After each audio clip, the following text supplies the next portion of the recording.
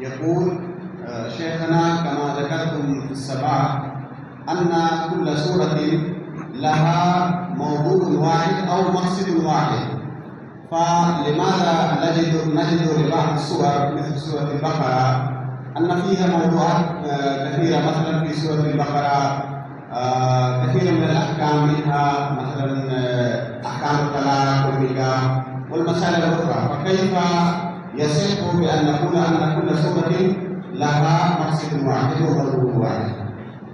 سؤال جميل وجيد هذا السؤال. إخواني، أنا أسألكم، أنتم درستم اللغة العربية أليس كذلك؟ ألا يوجد عندكم بالاختبار اكتب موضوع إنشائي؟ إنشاء عندكم، إنشاء موضوع إنشاء أليس عند الاختبار؟ كيف تكتب موضوع الإنشاء؟ تكتب موضوع الإنشاء، نحن تعلمنا قبل أن نكتب موضوع الإنشاء مثلا يقول في الاختبار اكتب موضوع الإنشاء عن رحلتك في طلب العلم في الصيف الماضي. إذن المقصد ما هو؟ رحلتك في طلب العلم في الصيف الماضي أليس كذلك؟ هذا المقصد وهذا الموضوع. قبل أن تبدأ بكتابة الموضوع لابد أن تكتب عناوين رئيسية تسمى محاور يدور حولها الموضوع. تكتب عناوين رئيسية ثم بعد ذلك تبدأ بكتابة الموضوع. كيف؟ قبل أن تكتب الموضوع تعلمنا أن نكتب العناوين. الآن مقصد الرئيسي رحلة طلب العلم في الصيف الماضي. أولا اختيار العنوان الأول، اختيار المكان الذي نسافر إليه لطلب العلم. العنوان الثاني الاستعداد للسفر لهذه الرحلة. الثالث اختيار الأصحاب حتى نسافر معهم. الرابع سفرنا إلى المكان الفلاني. الخامس ماذا حصل عندما وصلنا المكان الفلاني من طلب العلم. السادس الاستعداد للرجوع. السابع الوصول إلى البلد. الثامن ماذا حصلنا من هذه السفرة من خيرات. عناوين رئيسية. ثم تأتي العنوان الرئيسي، ثم تأتي إلى المحور الأول الذي كتبته.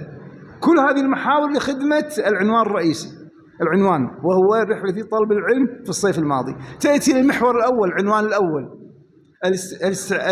تحديد المكان. لما حددنا المكان؟ حددنا المكان الفلاني لأنه حددنا المدينة، نذهب لطلب العلم فرض في المدينة، نذهب للرياض إلى كذا، نذهب إلى كذا. حددنا المكان، حددنا هذا المكان لأن هذا المكان فيه علماء وفيه مشايخ وفيه كذا وفيه كذا إلى آخره، ونريد أن نطلب العلم من هؤلاء المشايخ. فتكتب فقرة كاملة عن المحور الأول.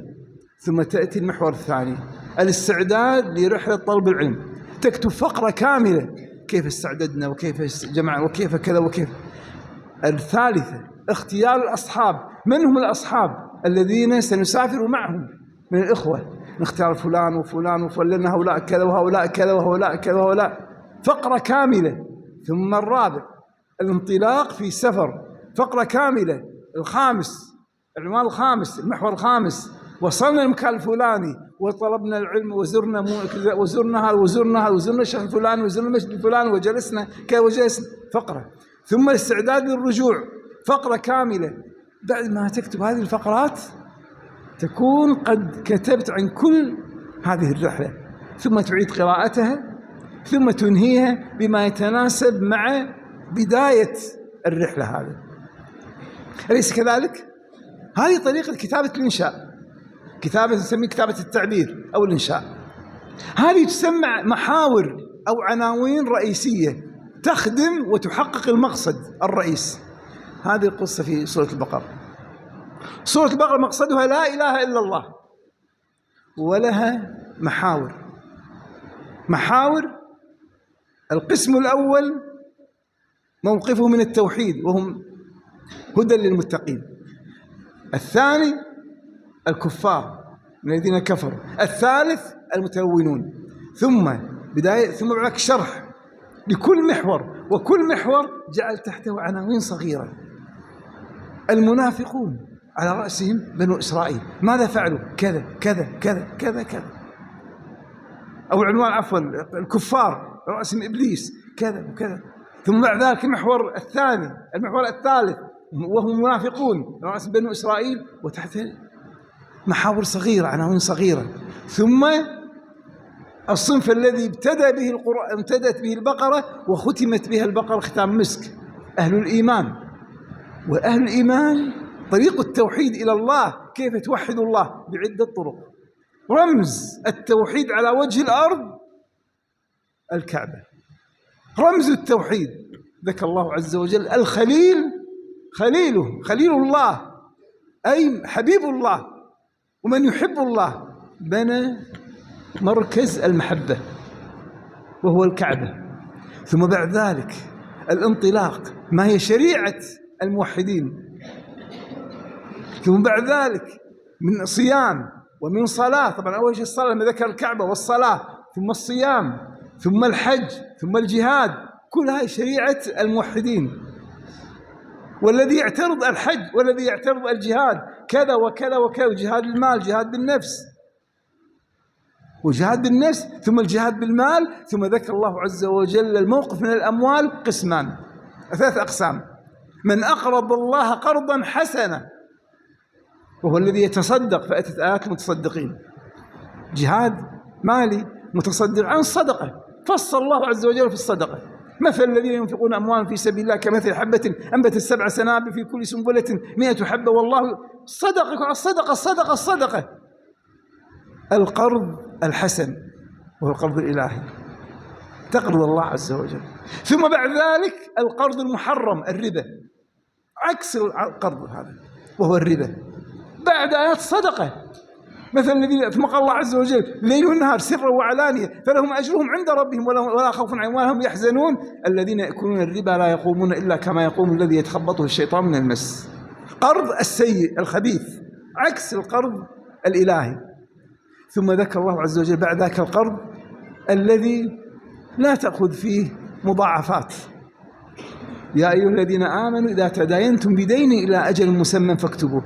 قرض كله مضاعفات إلهية، قرض مضاعفات شيطانية الربا، قرض الدين، وهذا الدين إشارة إلهية. دين الله عز وجل أكرمك بالروح وأكرمك بالجسد وأكرمك بالخيرات، ستداين عليها، ستحاسب عليها يوم المداينة.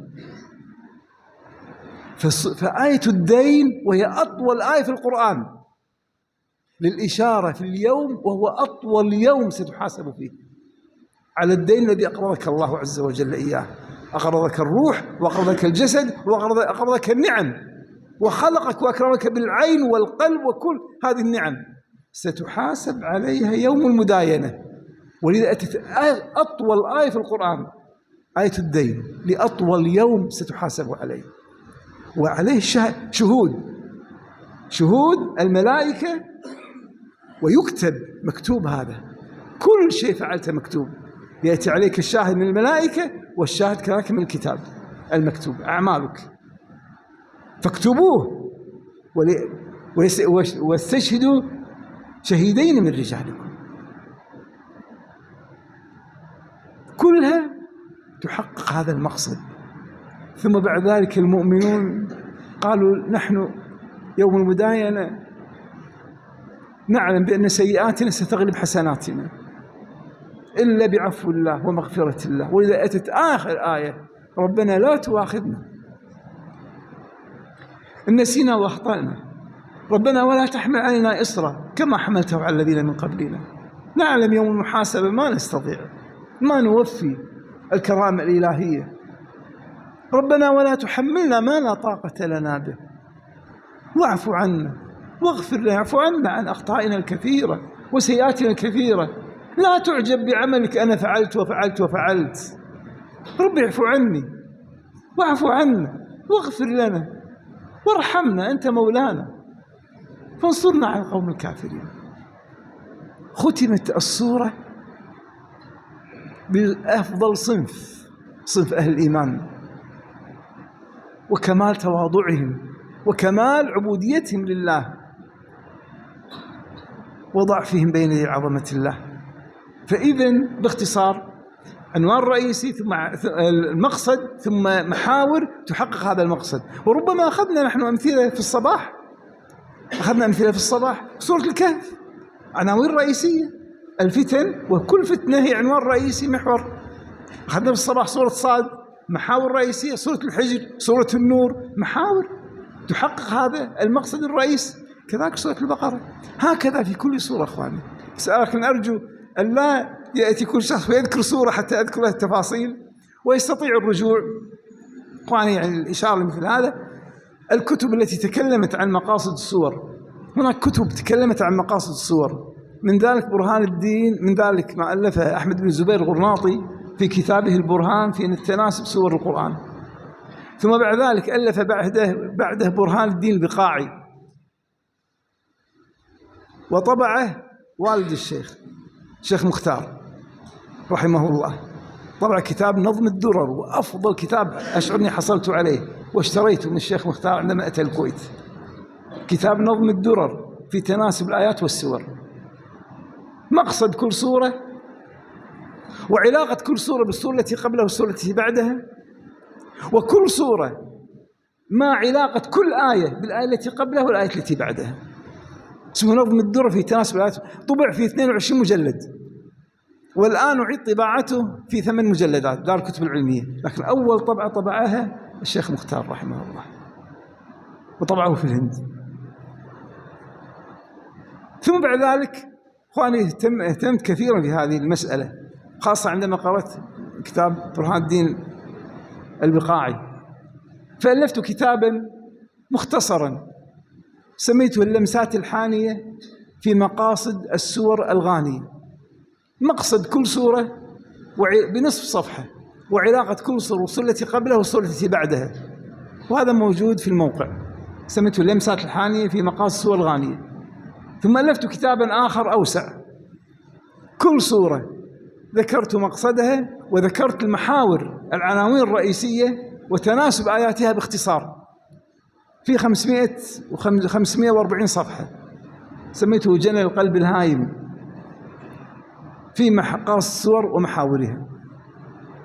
ثم انتقلت في مرحلة ثالثة، وهو أخذت أفصل تفصيلا أكثر من ألفت كتابا من سورة الصافات إلى الحجرات، تفصيلا كاملا دقيقا، لكن سورة الصافات إلى الحجرات، وإن شاء الله يسهل وأكمل.